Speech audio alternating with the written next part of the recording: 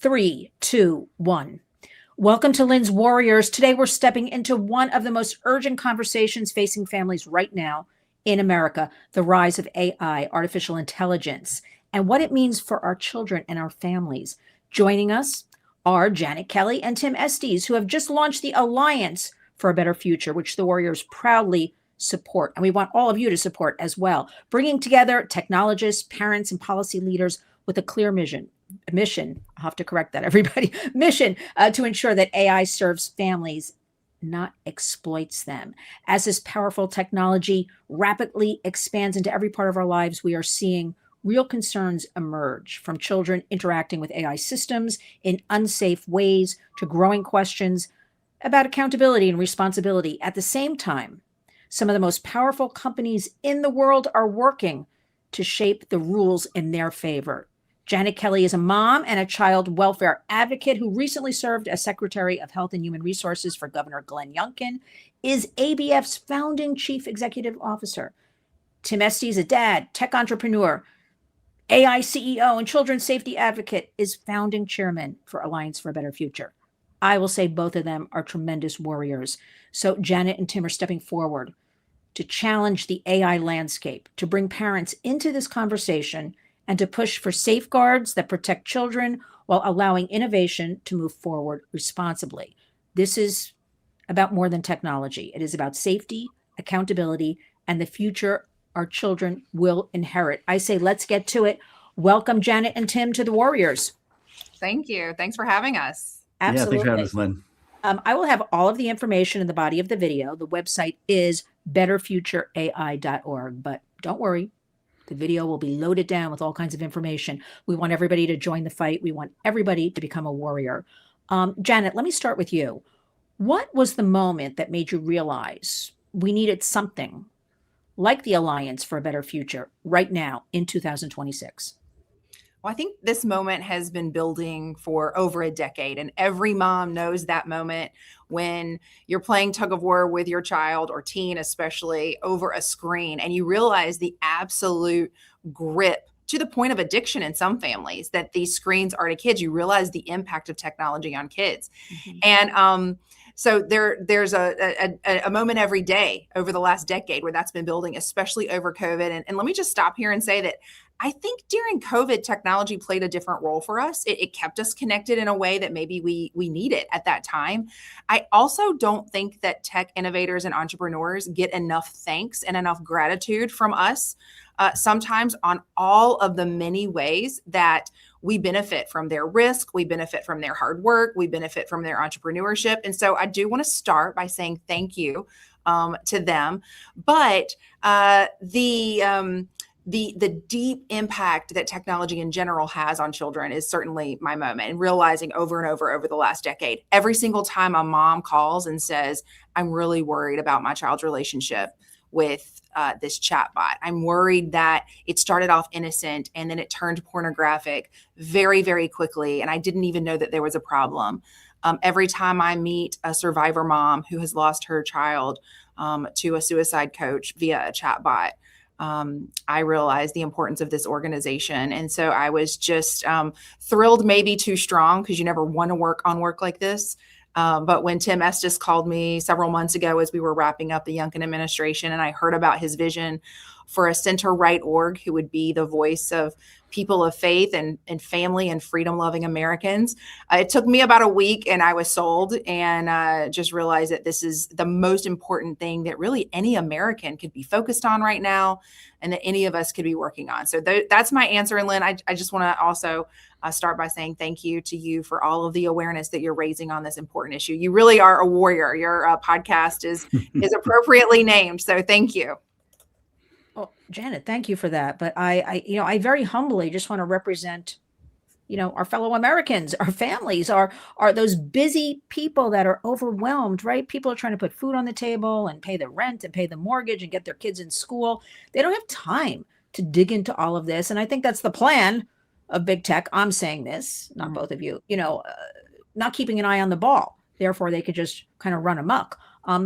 Tim, I want to ask you a question for our warriors out there. Explain what an AI chatbot is And as a technologist, I'm going to call you that. Would you call yourself that, Tim? A technologist? Yeah, sure. Okay. I want to make sure I call you what you like, Tim. Um, what? No, but what are you seeing? I'm starting to laugh. None of this is funny, but this is like crazy stuff we're talking about. What are you seeing inside this AI development right now that really should concern parents the most? Because we want to sound the alarm. We want to give them like what to look for. There's so much to look for. I'm always afraid they, close their eyes, close their ears, and don't look at anything. So explain what the chatbot is, and then explain what they should really be looking at right now. Yeah, so I'm trying to be very non-technical in this. The way to think about the AIs people are dealing with today is like, sending in, a kind of precocious kid into a library with nearly infinite books and reading it all, and then having a bunch of very interesting things to say. But occasionally having read something really bad that eventually it might spit that back out again. All right. And then depending upon that kind of reading, they go to a coach, and that coach tells them, yeah, talking this way is good, talking this way is bad. But you should really talk this way because people will stay hooked on you. Okay. So it's like essentially this precocious, young person that doesn't really know exactly their values, doesn't know exactly what they're doing, then being led by somebody else who has an agenda. And that agenda too often has been, okay, let's keep them engaged, because if they're engaged, much like social media, we can advertise to them and we can actually then make money from that. Or it is, what, if we keep them engaged, they're going to tell us all their secrets, all their private stuff, and then we're going to be able to make something that's just completely beyond addiction, something that's really about attachment. So it's more powerful than social. This is what people need to understand is there is a attachment economy that these guys are trying to build, these guys being these tech billionaire companies. They built an empire with an attention economy using algorithms to trick and addict people. This is why, you can get sucked into any one of these infinite scrolls and 40 minutes goes by. And I bet if I quiz you on the first 5-10 minutes, you wouldn't remember what came up, because it actually is how your brain works. If you don't take a second to stop and think and let something sit, it gets flushed out. It's like, how many 7-digit phone numbers can you remember if you're given 20 in a row? Well, it's proven you can't remember many of them unless you're exceptionally disciplined. So they've been using that to basically, it's called the problem of the infinite bowl. Like if you put a hole in the bowl and you keep filling it up, it keeps looking full, but you're continuing to consume something. You don't realize how much is in there. And in this case, they're sucking the very hours and lives away, of us, of our kids. And what are we really getting out of it? With our kids, they're getting sleep deprivation, and sleep deprivation is actually the leading cause of depression among adolescents today. Yeah. So we have all this kind of knowledge. And so I'm giving both, here's what it is. It is this like precocious, not quite fully human child that's running around reading things and then being coached by a company with an agenda. And so if the company takes the right precautions, the right safeguards, the right efforts, they can make sure that it's extremely unlikely that anything weird comes out of that chatbot. But we've seen that even the best of companies, for instance, OpenAI with Adam Rain, and when his dad testified, he had a son, Adam, that committed suicide. The chatbot discussed suicide with this child 1,200 times. 1,200 times. And as someone who's been doing AI for 25 years, the level of negligence and carelessness to allow something like that to occur that much, it's almost intentional. It never should have happened. And there are other companies you could do that with their AIs, and it would never happen. It would flag talk to your parents, or it would flag, here's the hotline, call them if you mention this word. But somewhere along the way, a company decided, you know what, we think we know better. And when they say they think we know better, they think they know better than the parents. They think they know better than the government. They think they know better than the kids and what they want. They think they can steer. And I think we have to remember this when we hear people saying that these companies don't need any liability because we can trust them to self-regulate. Look at the decisions they have made. Right. Why would we trust a set of companies that have already made a set of decisions where the harms are known and accumulating to keep doing it? Years ago, I might have said this when I was on before, Lynn, and like I said, it was such a pleasure the last time I got on this show with you. But if we're in another industry, like, meat packing, when something goes wrong and there is like bacteria in it, we recall and we shut the factory down until we figure out what happened. Like, we're talking about, for a whole industry that's 40% of the S&P 500, saying to them, you never have to shut down your factory. You never have to recall anything. A few people drop over, no big deal. Don't worry, you can't get sued over it. Like, that's bizarre to me. Like, how did we end up here? Right. And so a lot of this now, because it's been so entrenched for so many years and so much money, so much lobbying going on, and deep reach into certain places, we're having to like argue uphill against a standard that's preposterous when you just take 2 minutes to think about it. And I think that's what we need to do. We're here trying to reset to the truth, right? We have to do a reset to the truth, because DC is not about the truth. DC is about power. It's about people with money and people with power trying to do what they want to do and giving into the American people the minimum they have to. And I believe that there is an army, a bunch of warriors out there, parents, grandparents, what you represent, that are tired of this. They're tired of this. And they're tired of this because they've all got a relative, like some niece, nephew, or maybe their son or daughter, that something got shown to them, something happened where their behavior changed, and now they're putting the puzzle together. You know what? It's when they got that smartphone. It's when they started accessing this stuff. And now we're finding out the worst stuff is, what do you mean there's this thing, this a company, like a chatbot company, where they can be whatever they want to be, and it tells them to like come kill themselves, like with Megan Garcia's sweet boy, and make them think it's a different world that they can go to by actually going with this AI. I mean, we want kids believing in Santa Claus, and we're treating them like they can handle this. And they can't handle it. Internet adulthood shouldn't be 13 years old. I mean, there's all these weird things we decided in the 90s that we have the data now to know we were wrong. And we need to admit we're wrong, and we have to change it. And the fact that it impacts the profits of companies making tens of billions of dollars, and it might impact, whatever percent of that is, how is that an argument against protecting the children? Like, when did we become that country?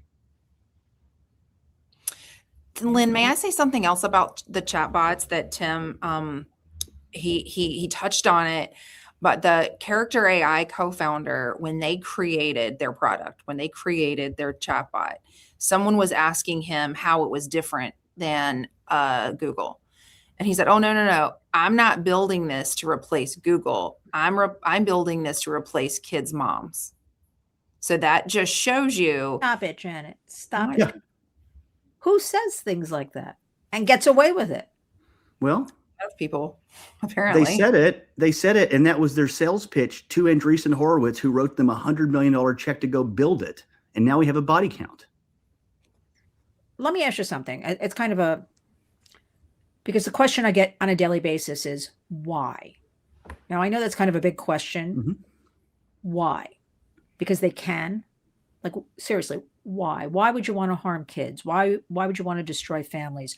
Why would you want your fellow citizens going through all of this?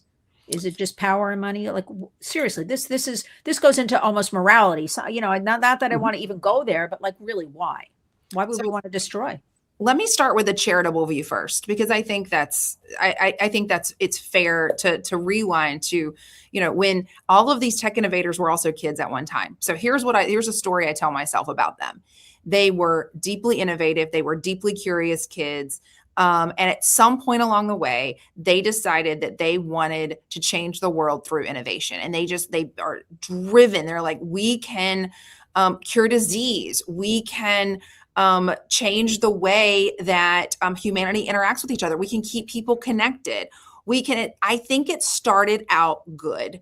And then the proverbial frog in the boiling water happened, where they started seeing the paychecks come in. And this is on the charitable side. They started seeing the paychecks come in, and they started seeing the money. And over time, it became a situation that it was untenable, but all of their friends are in the same industry. All of the norms are the same. And you just elevate progress above all else. And if there's collateral damage, so be it. That's just part of doing business. And that's what they said. that is how they view things.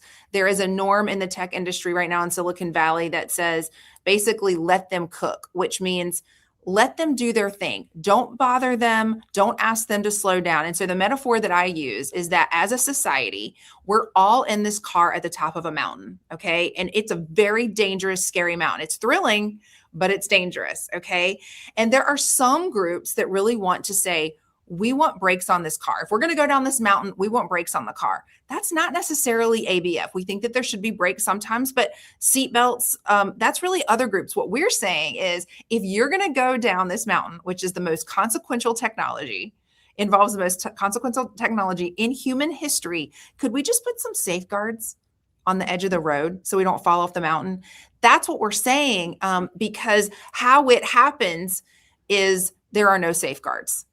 And they're allowed to do this because no one is telling them they can't. And they put legislation in place to prevent them from being sued, to prevent things from being recalled, to prevent them from keeping and protecting kids. That's how it happens. And Tim may have an additional view, but that's my view. Well, I think Janet's given a charitable view because I've been a technologist for 25 years and in the AI area.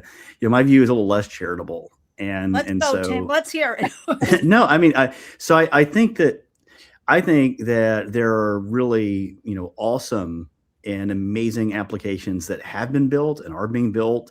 I think we're watching some of those technologies and applications play out like in our war right now with what happened in Venezuela and then now with Iran.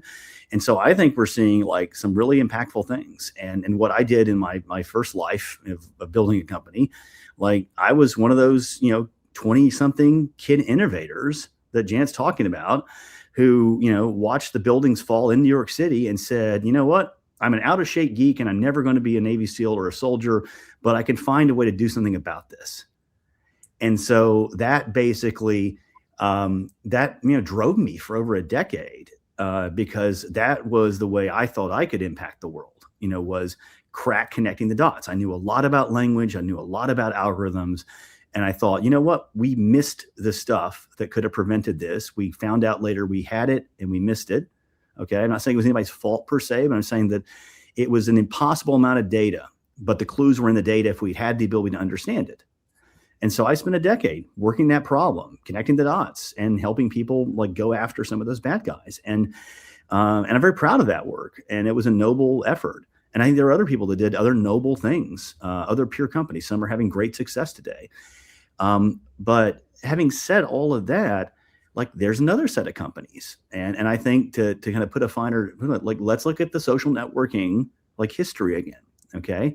The idea that you want to create a way for people to connect in the virtual world as a mirror to the real world is not necessarily a bad idea. Okay. There's a place where just like messaging, one of the great innovations is when my family like went over to the United Kingdom a few years ago. I remember we called, I think I heard this happened here with somebody, but we could talk to my grandmother, who's actually, she's like 96 now. Okay. Amazing. Just keep trucking. And, and so the idea you could have a video call like that actually worked across an ocean, like that's magic, right? Like that's the kind of stuff Janet's talking about that like has been done that there needs to be credit. Now, I think not only have they gotten some credit, they've gotten the billions for it. So I think they've done pretty well. And so I think that, we praise them a lot. We've lifted them up, and most people want to be, entrepreneurs and in technology and the rest of it. So I think we have them as aspirational.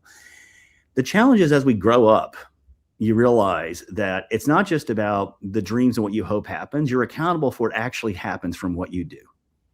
Mm-hmm. Okay. It's called responsibility. It is what actually marks us as growing up. When we become parents, you get a whole nother level. Someone told me once, like, you never realize how selfish you are till you have a kid. Yeah. That's what brings it out. They're like the greatest antidote to selfishness in the world. And then maybe that says something about our culture that we have a lot less now. And, we look at ourselves and what we want more than what the world needs and what our kids want too much. Okay. So that's just, so I think here, I believe we have the data now. We have the ability to show that in social network, as I was mentioning earlier, they had a period of time where they were having amazing growth because people were connecting. And then once they got to a point where a lot of people were connected, the growth was going to slow down. The profits were going to, they were going to be serious, but they weren't going to be like this massive, like up and to the right anymore. This is like 2020. It's like 2018 range. Okay, is when that started to happen. The curve went from this to like this, which is still great, But they said, you know what? If we can change the way these things work to hook people and keep them actually engaged and on their longer. So if we can take their average time spent from an hour up to 3, we don't have to keep adding people. There aren't enough people to add anymore that have wealth and money, but we get more of them. And so like vampires, they started taking more and more of lives. And what you got out of it really wasn't worth it. But because of how they designed it, it overpowered people's judgment. Okay. It was intentionally designed with what are called dark patterns. That's where a company will make a piece of software. They'll make a piece of technology that gets you to do what they want you to do, not what's in your best interest. Okay. And part of the reason why ABF is here is if you take the power of AI and you take the ethics of dark patterns and you put them together, it is the most dangerous assault on human cognition and freedom in the history of the world. Okay. It's using all the knowledge of all the world to control and manipulate you for someone else's end. Okay. And that is, we have a word for it. It's called dystopian. It's a future. It's bad. And if the government did it, we'd be up in arms rebelling. Why is it so much better if $1 trillion company does it to us? It's one of those things where we talk about we are a conservative organization. One of the great fathers of conservatism, William F. Buckley, in one of his earlier writings, laid out that concentrations of power, okay, whether they were General Motors, this is an example, or the government or the unions, were all bad. The freedom was actually keeping these things in checks and balances. And what we're saying is when you have big tech and big tech money and venture money come together with the auspices of the government, the American people lose big time, okay? They lose big time unless those tech companies have to play by rules which mitigate their power and push it back to the people. And I think that's kind of where we're at. And that's not socialist to say that. That's Buckley, okay, taken forward. And so I find it ironic that so many people on the libertarian side, of which he was a grandfather of most of that modern movement, the sane movement, the intellectual grandfather, like they haven't read him. Right. Like they're not really like traditionally grounded, like liberal economics people. These are anarchists. These are people that want no rules because they want a kind of freedom, which is whatever I feel right now. Though in one domain, if you want to live that way in your lives, it goes down to hedonism. If you want to live that way, with others, it can be abuse. But freedom to work actually has to have limits, because if you don't, you trample on the dignity of others. And when we forget that, we end up with a kind of cancer at the heart of freedom that ultimately will eat it, and it'll just be about what the powerful want. And I worry we're already too close to that in many ways. And so that's kind of the philosophy behind this. But I believe technology, I think I'm piling on Andreessen a lot these days, but like in the last couple of weeks, he writes this whole thing about, he doesn't think there's been a single great person, he was on an interview, a single great person which had introspection. And I'm like, there's never been a great person that had introspection. Have you heard of Jesus? Have you heard of prayer? Like, what is prayer if not introspection? How can you have like any leader of any faith? I'm not getting out beyond Christianity. Like, how is it that Gandhi, did he have introspection? I guess not. It's sort of, so you have these people that have these absurd beliefs, writing massive checks, and you're listening to them, and their philosophy seems utterly broken underneath it all. And then the fruits of that philosophy create things like character AI that hurt so many people. And here's the thing, I look at these companies and say, if this company never existed, would the world have been so worse off? And with some of these companies, I'm like, no, the world would have been better off without them. And that's actually terrible, because these are smart people doing these companies. And when they're addicting children, they're not curing cancer. Okay. So it's very important that we as a society lay down guardrails, as Janet is saying, and the government and the people say, you know what, this kind of behavior is what we're promoting. That's how we beat China. This other kind of behavior is going to waste the talent and the youth that we have, and we're going to lose.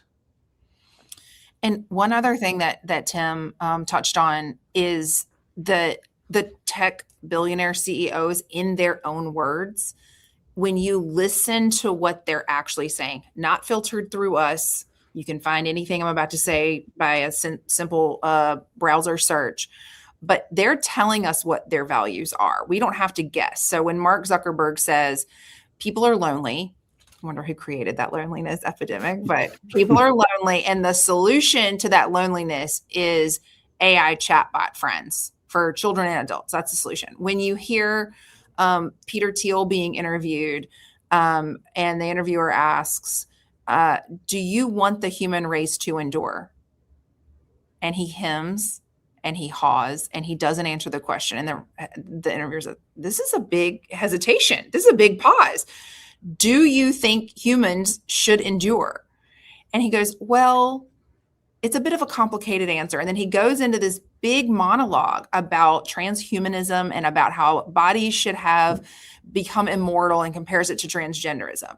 The head of Google has said that AI is going to put American jobs through the wood chipper. Okay. So they're saying this, and the American people, I don't know if they're hearing their exact words or it's being filtered through their own platforms, but Americans, our Alliance for a Better Future, we did a poll, and 42% of Americans were either somewhat worried or very worried about their own job being lost to AI. And listen, all for disruption in technology. Like, let's go. Like, let's innovate. Let's progress here, but let's do it thoughtfully. Let's not destroy jobs.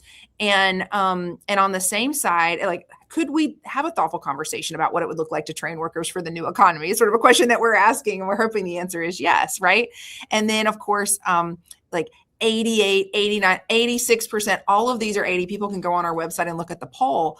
Americans said, absolutely, technology companies should not be telling kids how to kill themselves through chatbots. Right. Absolutely, technology companies should be held liable for the things that they do on their platform. 86% of Americans believe that tech billionaires are buying off politicians to get their ways, and it's going to hurt kids. So the American people, I don't know if they're paying attention. I don't know if they're sitting around listening to tech CEOs, but they're definitely picking up what the tech CEOs are putting down, and they are saying, no, not on my watch and not in my family. And these Silicon Valley values do not represent what I want for my future, for my kids' future, and for our country. Yeah, and I think there's a lot of hope in that. Right? You know, we the people, our hashtag at the Warriors is community creates change. If we get in there, I mean, I firmly believe absolutely one person, one child a day. Like, that's the way we work, because it is overwhelming, the big picture. If you start there, educate, raise awareness, get somebody to, sign on, take the message. So what I'm getting from both of you is this is a point, we're at this point. It's not going away. We live in a digital world. We're all pro tech. We're not trying to ban anything. We're not doing any of that. Don't believe any propaganda. People, these bots come after me and horrible things that, I don't know where they get it from, but whatever. We want to work with tech, correct? We want to make it safe for everybody. We want it to be a renewal. Would that be the right word for everything? A reset right now. And that seems perfectly reasonable. And I think, Janet, I mean, you pointed out, because as I travel the country and talk to people, they're like us. They want, and your polling shows this, they want some guardrails. They want some safety measures. They don't want these big tech people parading around they see, in Washington or at the Oscars or wherever they're going. They want for their kids and their families. And so I do think the hopefulness right now is we can get everybody on board, right? And have tremendous pushback, and that hopefully ears will open up to that. Tim, what would safeguards right now look like in 2026? What would be, I again, you're the expert with all this tech, and I just think in my mind, can you imagine if this same group really used it for good, right? Like, really to empower our kids, to truly tutor them, not give them answers and have chatbots and teddy bears. Remember the teddy bears at Christmas time? Does anybody remember that were telling kids where to find your kitchen knives, or some crazy stuff was going on here? Yeah. I've got a story around that one, actually. It's a little bit, but it's more of an optimistic story, actually. Like, Tim and Janet, wow, we have all this technology and all these brilliant people, and get everybody on board. We could really be this superpower. We could really empower our kids and our families. Like, I don't know. I think about that, not all this other stuff. Could that be attained? If it can be. I'll return to the first part of your question, which is like, what does it look like today? Like, what do the guardrails look like today? So I think when you really, the root of the problem is giving tech different rules than other industries because it's, quote, tech, right? Tech is like electricity. It's a means to an end. We have good companies and we have bad companies. We need to kind of probably pull back a little from talking about tech versus non-tech. It's kind of overly simplifies it because everything's kind of tech now, right? Everything tech either builds most everything we have, or it is, how we're communicating with each other. We're really talking about a certain type of applications, a certain set of products in the end. We're talking about a certain set of products, and we're talking about a sort of new frontier kind of technology where there are some risks that are really unknown. Okay. And so I think those are the two big issues. And I think there's a way potentially to deal with those things, which is there is actually a really good act in the Senate called the LEAD Act that's bipartisan. And it creates a liability framework for AI. Senator Blackburn's included as part of her, like what I call her big, beautiful AI bill. And that idea, and whether it's the right final language or there needs to be improvements, the premise of it is really interesting, which is let's create similar product liability in the AI space as we have in every single other industry. Okay. And I kind of like, to me, starting from that point makes a ton of sense, because then you have to argue, why should it be treated special? Right. And maybe there are cases where it should be treated special. But those things are like the Manhattan Project type cases where we're spinning the public interest, we're putting our best scientists together to go do something, and we're involved in it. And that Manhattan Project was not 6 companies like racing to the bottom of the brainstem, okay, building the future of the country. No, it was rallying our best minds intentionally to beat the other side. And so I think we have these weird, like, tortured metaphors of, oh, it's like the Manhattan Project, we can't get in the way, or we'll lose the war. I mean, if that's the Manhattan Project, if that's the analogy, all these companies should be probably like tied up in the government. That's not the right analogy. That's not the right analogy. We're talking about major innovation, okay? And we just need to treat it where there are certain consequences for decisions. So the consequence, like the 1,200 suicide references to Adam Rain, was something that I can tell you straight away could have been stopped, like 10 different ways from happening straight away. I'd swear an oath and explain it in a courtroom if I had to. And like that part of it is something that there's negligence there. Okay. And right now we're saying is we're basically saying they got to move so fast. We got to let them be negligent. And the families of the American people are just fodder. Okay. And that's wrong. So at the root of its liability. And I think there's a way to put it together. In a lot of industries, you have this duty of care concept. Okay. In COSA, that was a major part of this. And I think in AI, there's something that could be very similar, because it's kind of like that, but it's also like your doctor and your lawyer, like the people, like you have a very close relationships. They have your secrets, right? Your doctors and your lawyers have your secrets. Your financial advisor has your secrets, and they have a fiduciary duty toward you to not disclose those secrets and to work in your best interest, or they lose their license, right? They get disbarred. They give up your secrets if they're a lawyer. It's a very interesting idea. AIs, the really powerful ones, are going to know us better than about anybody, because they're going to be basically listening to everything we're doing as an extension of ourselves. That's actually how they augment us. All right. So the powerful good view of AI is these things stay close to us and they extend us, they make us better. For that to work, the AI has to be trustworthy. Okay. It has to be working in our best interest, not in the interest of the company that built it. The company that built it makes their money by almost like giving us a car. But if you had a car and the car was always driving you where that company that sold it to you wanted you to go, taking you on certain routes because you go in front of certain advertisements, no one would buy those cars. But that's the AI cars we have right now. So what we need is to, I think, legislate the idea that AIs should have a duty of loyalty toward the users. All right. And that duty of loyalty looks like liability in other industries. It's not something meant to be novel. It's not some big new government agency. We have this other places. We have to translate it and make them on a level playing field with every other industry. And what will happen is in the market, we'll drive these companies to invest some more in safety, to build applications that don't have the same risks like on human beings, that aren't as exploitive, that they will be focusing on use cases that maybe are immensely powerful and productive. And so we want our country to steer itself toward productive, great returns on AI for human goodness, human wellness. And we can do it without the government telling them everything to build, but we have a very limited window. Okay. If we miss the chance this year to do this the right way, I'm not worried about the government actually doing it the wrong way, because I think there's so many people against this right now that we're either going to have no national standard or we're going to have a real national standard. Because I think there are some people that may not even be, coming back into Congress that are not going to buy this stuff that the industry is shoveling. Stuff like, let's go ahead and do broad preemption of all the states taking away their protections, and we'll give you a few little scraps of the table of kid safety. Like, that cynical stuff is going down. It ain't going to happen. I promise you. Okay. If I'm wrong about that, I really don't know my country and my government. And I think that we are not going to be wrong about that. Instead, the opportunity is that we get it right. We make a national standard as the president has called for, but the national standard has real strengths, real safeguards, and stays market oriented.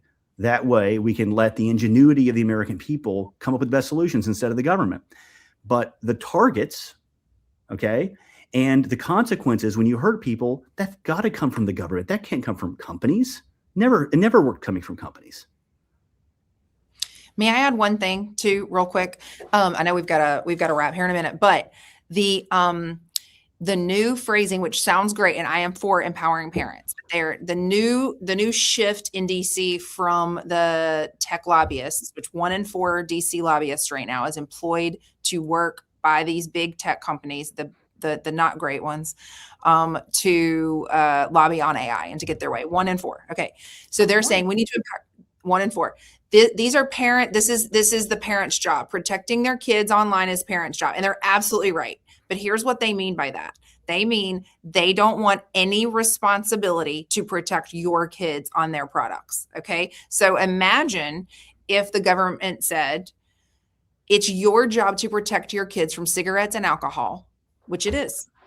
And we're not going to require any longer any store clerks at the point of sale to ask for kids' IDs if they look too young. Okay, just imagine what would happen in our country if that actually happened. How realistic is it for parents to follow their kids around every second of the day? Every 16-year-old gets a license. Like, it's absurd. It's absolutely absurd to put the total accountability and responsibility on the parents when parents they know parents can't be and shouldn't be with their children every second of the day when they're on a screen. It's absurd. And so just beware when they're talking about these safeguards. What empowering parents actually means to us is very different than what they are trying to say when it comes to empowering parents. What we mean is we want common sense safeguards on the device at the point of sale, to use a cigarette and alcohol analogy, because that's common sense. And everyone knows that that's the only thing that's really going to work. Now I have 20 more questions, but but I also think, as you're both, relaying this critical and crucial information and what we need to look out for, it's truly, to me, one of the last kind of bipartisan issues we could every American can get on board. Parents, grandparents, maybe you don't have kids. You have brothers and sisters with kids. You have family, friends who have kids. I mean, this affects and trickles down to all of us across the entire United States. I have to go back, though, because the question for our warriors listening, I'm trying to stay in the now and the future with all of this, because I feel like going back, it's kind of a waste of time. Like, this is where we are. Let's take it. Let's change it. Let's empower it. Let's move forward. Right. But they're always like, why did this happen? And I always have to bring up that Section 230, not to get all, with that. Do either one of you have any thoughts on any of that? Do you stay away from that? Because there is a movement right now to kind of sunset that. Mm-hmm. I've always believed unless we do something with that, how are we going to really change anything? Right. And that's what, since 1996 or something like that. I mean, who thought 30 years ago, something that's just been allowed to remain as all of this technology has changed over the years? Any thoughts, Tim, on you want to share with us about that? Yeah, I mean, I'm also a big fan of sunsetting it and fixing it in some new iteration. There's probably two things I bring up. One is a lot of these arguments, like the arguments that Janet were just talking, These are the exact arguments that the lawyers for the big tech companies make when they're trying to get them off liability from parents who have lost their kids. Okay, their lobbyists are making the same arguments they're making in court to escape liability. And in this situation, the crux of that, most of their defense has been Section 230 for the last 30 years, especially in social media, the last 15, 20 years. And the irony is, all these companies, for the most part, do we realize that they had an obligation under Section 230 to actually give and inform every parent of tools to protect their children online before entering into those agreements? It's in Section 230. It's a different part of it. It's not the language everyone talks about. And they never did it. So they've been getting the protection and not doing the obligation for 30 years. Okay. And now the argument is, well, we got to give these tools. We passed that law in the late 90s and they never did it. Okay. And so if I'm incredulous, it's because like this is Lucy in the football, right? From the Peanuts gang, the image where Lucy's always like holding up the football, and here comes Charlie Brown again. And the meme is she pulls the football up and he falls over. They're doing that to us again. And so, yeah, there's a really wonderful Congresswoman. I won't say her name here yet just because I didn't ask her ahead of time, but she has made some wonderful points about a lot of these things need to have sunset provisions. I don't think a national standard, like a moratorium, should never even been thought of for 10 years. Are you crazy? It never should have been thought of that way. If they had come and said, we want 2 years where the states can't do a limited set of things as we figure out this Congress, like how to solve this, I might have been really open to that. Okay. Because I do think there's a case to get a national standard. All right. But when they said no protections, no regulations, nothing, and you can't do anything at the state level to protect for 10 years, that's insanity, which is why when it became the light of day, Marcia put out a vote and it went down 99-1. And so I really think that we need to stop acting like there's some interesting, balanced intellectual argument of that position might have some merit. It just doesn't. It just doesn't. So on Section 230, the idea that, they're now pushing that they want to extend Section 230 and the First Amendment to cover AI chatbots. Okay. This is actually something they're pushing. So what that means is this: you have these chatbots that have groomed kids and abused them at industrial scale across this country. And they want to make themselves not liable for that by treating the chatbot like a human being, giving it our constitutional rights. I'm sorry, my grandfather who fought in World War II did not go and risk his life against the Nazis or in the Pacific. He did not do that so that an AI could groom children 70 years later and be protected by constitutional rights that he risked his life for. Okay. I don't think any of our grandparents did that. I don't think our soldiers that are at risk in Iran right now trying to keep that crazy regime from having nuclear weapons is doing it to protect the rights of AI chatbots.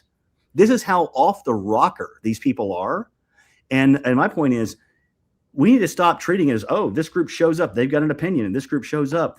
At some point, the opinion is just a means to getting an agenda that is totally wrong done, and they shouldn't be given meetings. And they shouldn't be taking their money. If you take the money of these companies, you are saying that kind of thinking, the Peter Thiel craziness that Janet talked about earlier, you're saying that's fine. Okay? You're just hoping no one points it out. Well, guess what? ABF is here now. We're here, and people are going to know. Okay? And guess what? We have all kinds of people that are coming alongside of us right now, responding to what we've done, saying the reinforcements have arrived. Finally, someone's saying this. And you will not, I'm speaking frankly to the Congress right now and to others in government, you will not be able to hide by the fact that the people don't know anymore. They're going to know, and you're going to have to decide, do you really think our poll is that far off when 86% don't want you to work with tech billionaires to set the ground rules? I wouldn't take that bet. We had a call this morning with a good friend of ours, and this person said, I just got off the phone with someone and they said, finally, there's a group. I've been waiting for an effort like this. And so now all the listeners, the 86% of Americans who agree with us have a place to go. I would just encourage everyone to go to our website, sign up, watch the video, call your legislators, make sure that they know how you feel. And Lynn, just thank you so much for having us today. This was absolutely incredible. I'm just in awe of everything that you've done, and just keep up the good work. We're so grateful. I mean, thank you. I mean, you've both are doing such incredible work. And I myself said, thank goodness, because I've been calling for, like, we got to come together. We got to fight. We got to have a coalition, because I repeat myself as I travel the country and talk to people individually, they're thinking like us. And your polling proves it. So That's let's right. just finish up. Hey, I'm so sorry. I am supposed to, but I don't want to, you're gonna have to pause. We'll do this. I am supposed to be on Fox in 2 minutes. So I am literally, well, you didn't tell me that. I've been putting it in the chat. I'm like, I have to go. Oh, I didn't see it. Yeah. I'm sorry. Oh, I feel so terrible, but I'm supposed Don't to feel be bad. Can I just finish, or do you want to click off? No, What do you go want to ahead. do? Go ahead. No, you go. Go ahead. Janet, Tim, thank you both so much for your leadership, your courage, for stepping forward at a moment when families need it most. The website, everybody, betterfutureai.org. To our warriors listening, this is your moment. We cannot sit on the sidelines. Promise me you'll both come back again. We have a lot more to discuss. Thank you. You are both warriors. Thank you, Thank you, Lynn. Lynn. We appreciate you. Appreciate it. Thank you.